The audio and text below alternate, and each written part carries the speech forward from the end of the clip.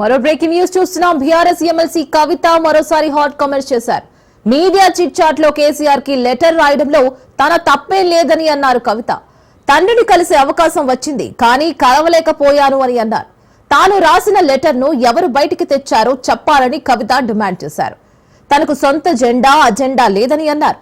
పార్టీని కాపాడుకోవాలన్నదే తన తపనని తెలిపారు.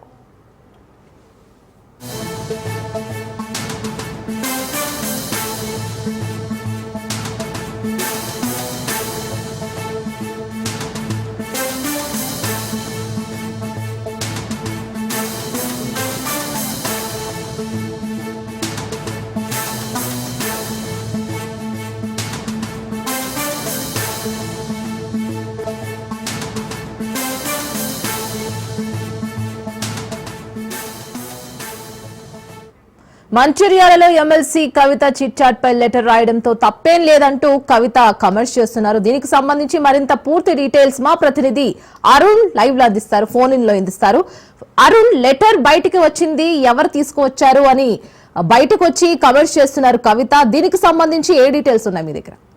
రైట్, ఏదైతే మంచిర్యాల జిల్లాలో కూడా బీఆర్ఎస్ నాయకురాలు నిజామాబాద్ ఎమ్మెల్సీ కల్వకుంట్ల కవిత పర్యటన కొనసాగుతుంది. ఈ పర్యటనలో కూడా కవిత కూడా కీలక వ్యాఖ్యలు చేయడం జరిగింది. ముఖ్యంగా మీడియాతో కూడా చీట్ చాట్ చేయడం కూడా జరిగింది. ముఖ్యంగా ఏదైతే బీఆర్ఎస్ పార్టీని కాపాడుతున్నటువంటి బాధ్యత నాపై ఉందంటూ కూడా ఆమె కామెంట్ చేయడం జరిగింది. ముఖ్యంగా ఏదైతే తనకు సొంత పార్టీ ఏదైతే తనకు సొంత ఎజెండా ఏం లేదని చెప్పింది, కూడా పార్టీ కోసమే కష్టపడుతున్నాను కూడా ఏదైతే ఆ చీట్ చాట్ కూడా కవిత తెలపడం. ముఖ్యంగా పార్టీని ఏదైతే బీజేపీతో పొత్తు పెట్టుకోవద్దంటూ కూడా తను లేఖ రాశానని కూడా తెలపడం జరిగింది. ముఖ్యంగా తను జైల్లో, ఢిల్లీలో లిక్కర్ కేసులో తను జైల్లో ఉన్నప్పుడు కూడా ఏదైతే బీజేపీలో కూడా బీఆర్ఎస్ ను విలీనం చేస్తామని చెప్పడం జరిగింది. అప్పుడు నేను ఒప్పుకోలేదు. తర్వాత కూడా ఏదైతే ఆ విషయంలోనే తన తండ్రి గారు అయినటువంటి మాజీ ముఖ్యమంత్రి కేసీఆర్ కూడా లేఖ రాయడం జరిగింది అంటూ కూడా కవిత అయితే వ్యాఖ్యలు చేయడం జరిగింది. ముఖ్యంగా బీజేపీ పార్టీలో పొత్తు పెట్టుకున్నటువంటి ఏ పార్టీ కూడా ఉండలేకపోయింది, పొత్తు ఏదైతే ఉండలేకపోయింది అంటూ కూడా చెప్పడం జరిగింది. ప్రతిదీ ఏదైతే కేసీఆర్ కు ముఖ్యంగా కాళేశ్వరం ప్రాజెక్టు సంబంధించిన దాంట్లో కూడా నోటీసులు వచ్చినా కూడా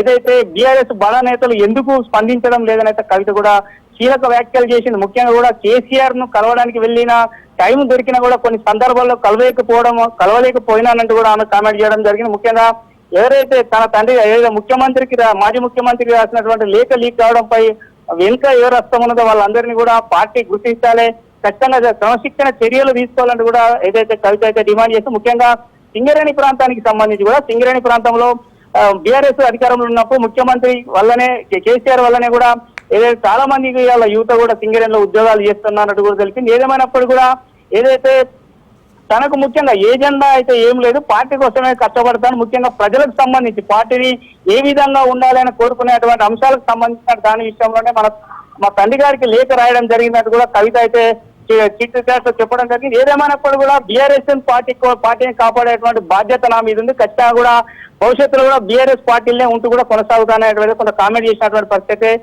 పర్యటన కొనసాగుతా ఉన్నది. Right Arun, thank you for the update.